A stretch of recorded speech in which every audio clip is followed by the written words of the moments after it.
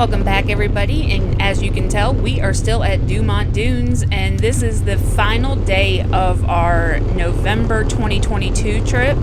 Yep, that's Connie and Jeff in front of me. We just passed David. As you can tell, they're packing up. Mark and his wife have already packed up and are heading out, and we're going to take a short little ride and go do a new geocache for Connie and Jeff. But as you can tell, we're not going to get very far. So sit back and enjoy the ride and watch what happens next.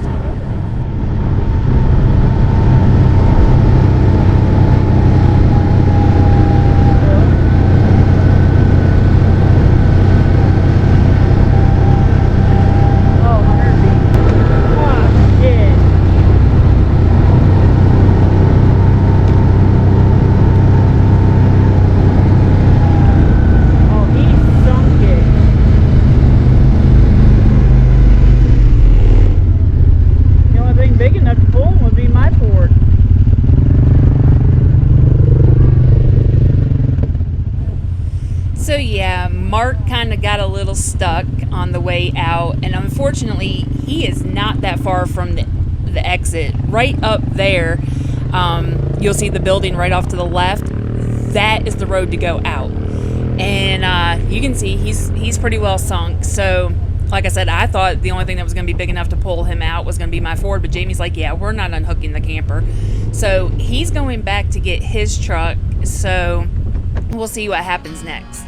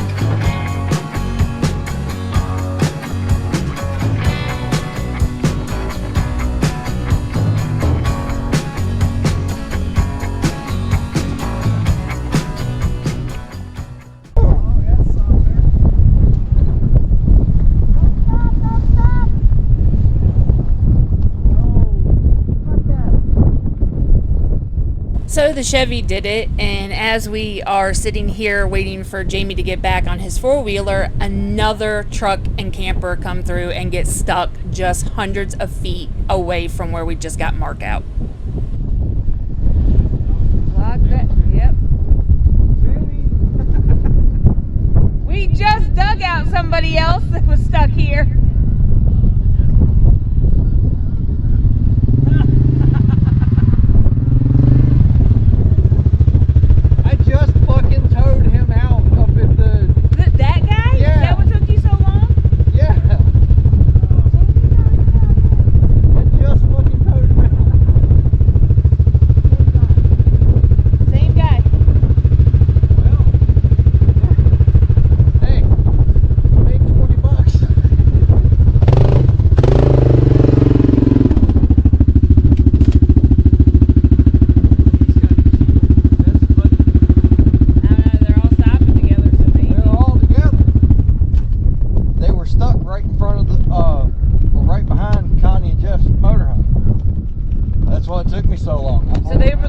Further down from us. Yeah. Yeah, it is. Stay the fuck out of that. No, they stopped. Oh, that's exactly what he just did here. He started spinning, and instead of keep going, he stopped. Four-wheel drive. I don't think it is. Yeah, it is. It's front up. So yeah, it looks like a whole group of them has stopped together. So hopefully they get them out, because Jamie's like, yeah, I've already gotten him out once. I'm not going back. But, you know, sitting here watching all these campers leave today, because of course it's Sunday, I'm like, oh man, what's going to happen tomorrow when we have to leave and we're practically going to be the only ones here, because of course we're on our way back east. So we planned this trip to be out here a couple days before everybody got here, and a day at least after everybody got here. So yeah, that thought is kind of on my mind. Are we going to be able to get out with the Ford and the Chevy and, you know, both our trailers? Just remember to stay a little bit further over and stay on the more hard-packed path, I guess. But as I said earlier, we're on our way to do a new geocache with Connie and Jeff. They're going to dub this one the train station, and I think I leave it in here so you'll see why.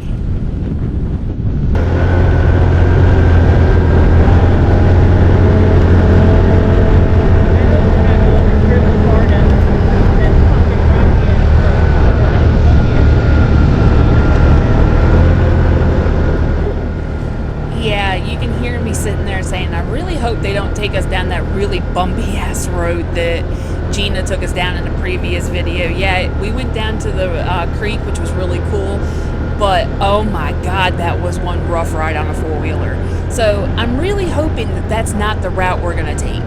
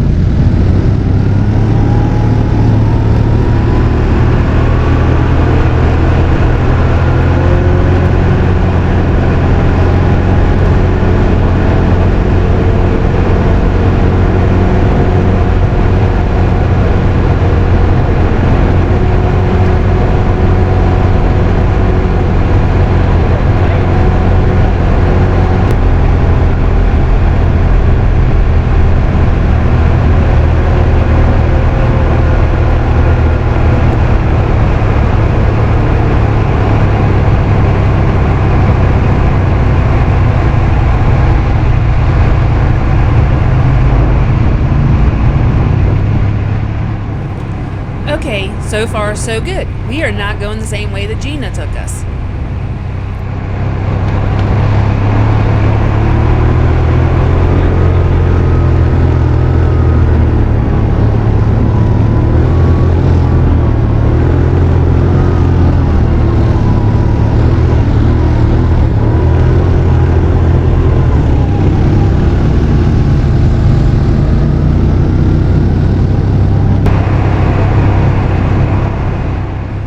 I spoke too soon. There's these damn whoops.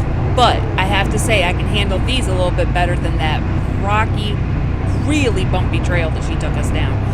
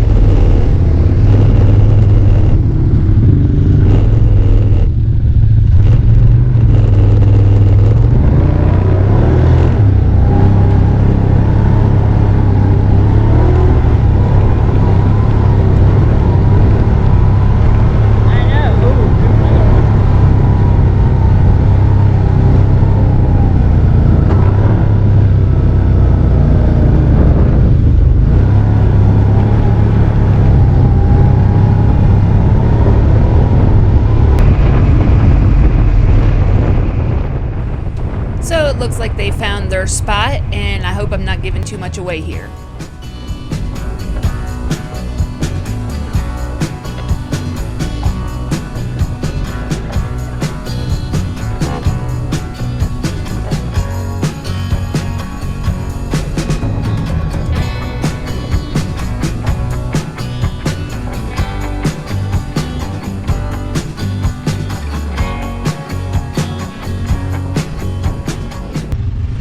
So yeah, I was not going down that hill with my really bad arthritic knee. So I was sitting on my four-wheeler and just caught a glimpse of something out of the corner of my eye, and lo and behold, it was a short railroad spike, and that's what I was trying to show you guys in the video. So yeah, hubby's like, that's definitely worth keeping. So, yep, you never know what you're gonna find when you're out four-wheeling.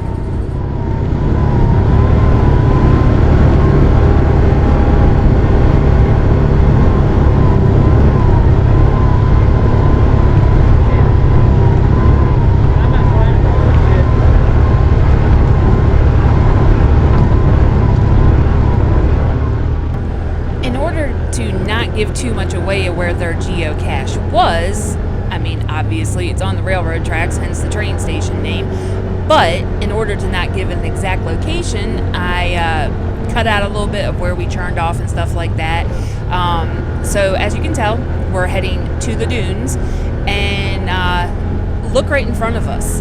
That's how much the wind is blowing. That is dust and sand hanging in the air coming off of the dunes. I know you've been able to hear it in the videos, but that is just showing you exactly how much dust and dirt is flying through the air.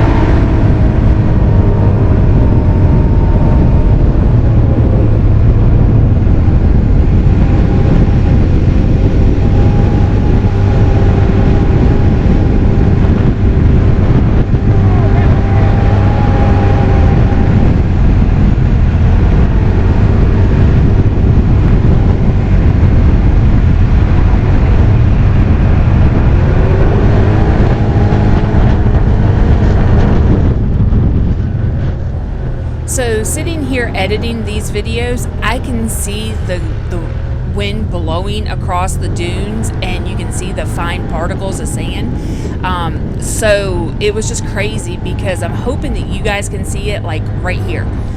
I'm hoping that you can see that on whatever device you're watching this on, but it was brutal when we got to the top of some of those bigger dunes and it blew across like that. I mean, we were literally getting sandblasted.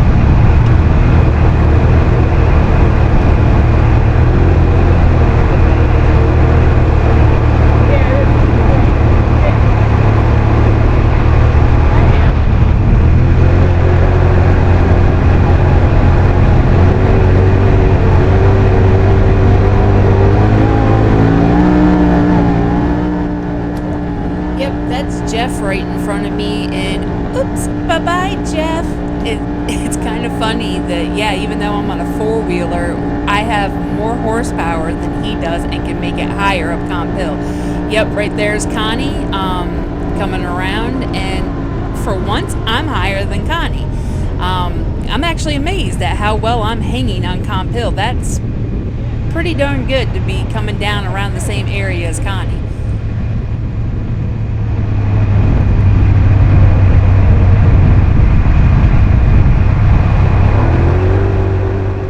And of course, you know I'm not done playing. Every time we come to comp, I have to sit here and play a little bit. It's just fun. Trying to beat my high line and go higher each time, and see just how fast I can go around Comp Hill and how long of an arc I can stay in. So, yep, you're gonna have to watch me play for a little bit.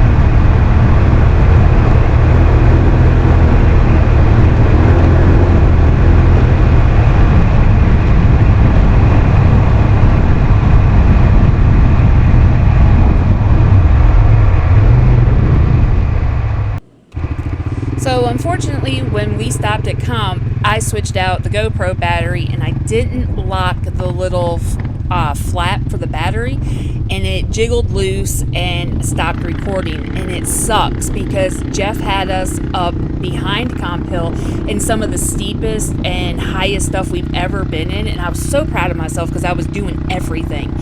And we came back down, hit the flats to head over here to the South Pole, and I'm running like 70, 75, and I hear I just snapped my belt.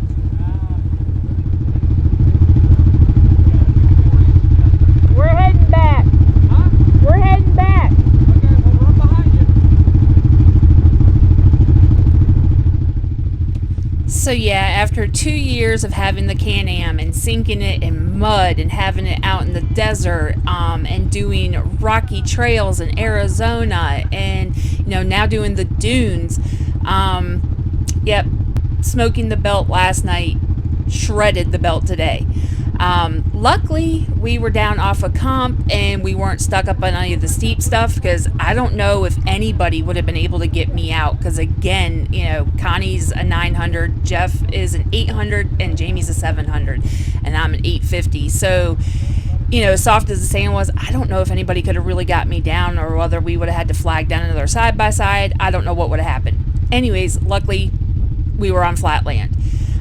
Jeff was just telling Jamie how he's going to try to get us out. I think he's going to try to go to the boundary area and follow that trail that runs along the fence. So let's see how the hubby's four-wheeler does pulling me out, because I've never been towed in. This is my first time ever being towed.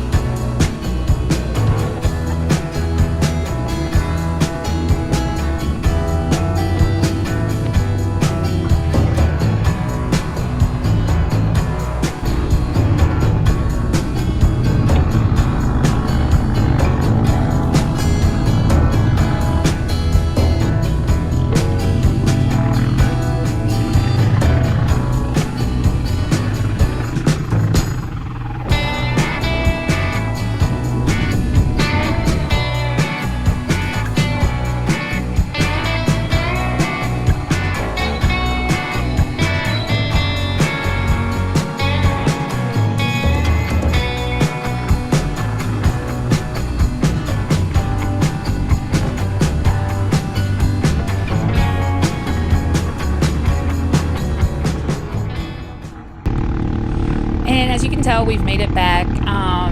Jeff's plan didn't exactly work out, to say the least. The hubby was a little frustrated trying to get over those little baby dunes to get over to that boundary road, and we just decided to turn around and try to find an easier way back.